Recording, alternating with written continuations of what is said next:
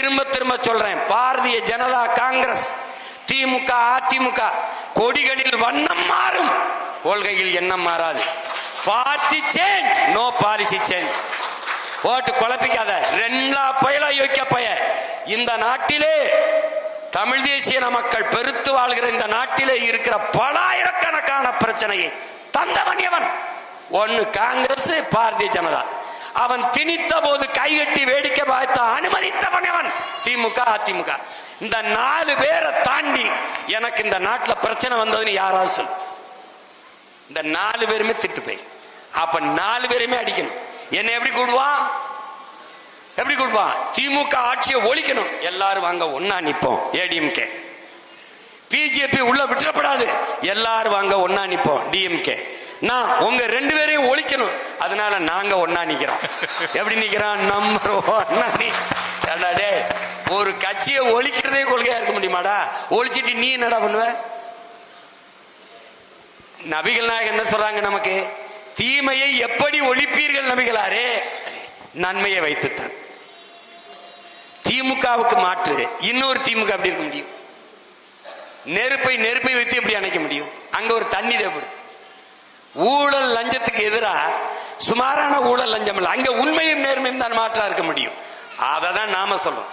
நீ அப்படி எதையுமே சொல்லாம இப்பதானே வந்திருக்காருன்னு, இப்பதுக்கு வர அப்புறமா வா, நான் இவங்களை முடிச்சுக்கிறேன்.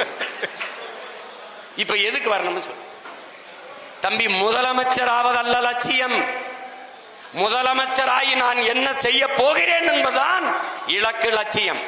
இப்ப அண்ணன் சொல்றேன்ல, எல்லாருக்கும் ஏழை பணக்காரன் தாழ்ந்தவன் உயர்ந்தவன் என்ற பாகுபாடின்றி அனைவருக்கும் சரியான சமமான தரமான கல்வி இலவசம். உலகத்தரத்திற்கு, உலகத்தரம்னா என்ன?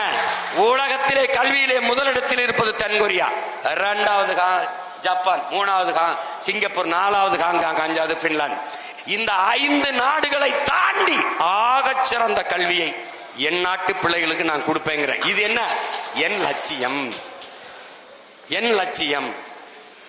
ஏடா தம்பி, உலக தரத்திற்கு மருத்துவத்தை என் மக்களுக்கு கொடுப்பேன்.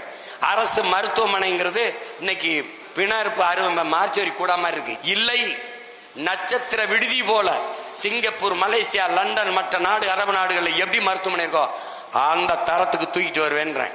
இது என் கனவு. படித்தவன் படிக்காதவன் அனைவருக்கும் அரசு வேலை கொடுப்பேன்.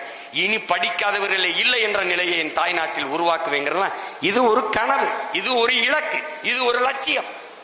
காரணம், கண்கள் வழி நடத்தி என் கால்கள் பயணிக்கல, என் கனவு வழி நடத்தி என் கால்கள் பயணிக்கும். அதை நீ புரிஞ்சுக்கணும். இது என் கனவு இல்ல, பல 100 ஆண்டுகளாய் என் முன்னோர்கள் தூக்கி சுமந்த கனவு. பழனி பாபா கனவு, காகிதம் இல்லத்து கனவு, எண்ணுயிர் தலைவன் பிரபாகரன் கனவு. இது நம் முன்னோர்களின் கனவு. முறை செய்து காப்பாற்றும் மன்னவன் மக்களுக்கு இறை என்று வைக்கப்படும். உருவசியும் ஓவா பிணியும் செருவகையும் சேராது எழுவது நாடு. மணி நீரும் மண்ணும் மலையும் அணிநில காடும் உடையதாகரன். குடிதலி கோலோச்சு மாநில மன்னன், அடிதலி நிற்கும் உலகு. இதெல்லாம் ஒரு அரசாட்சி எப்படி செய்யணும்னு நமது முன்னவன் வள்ளுவ பெருமானார் வகுத்து தந்த மறை. அந்த மறையின் வழியிலே ஒரு ஆட்சி.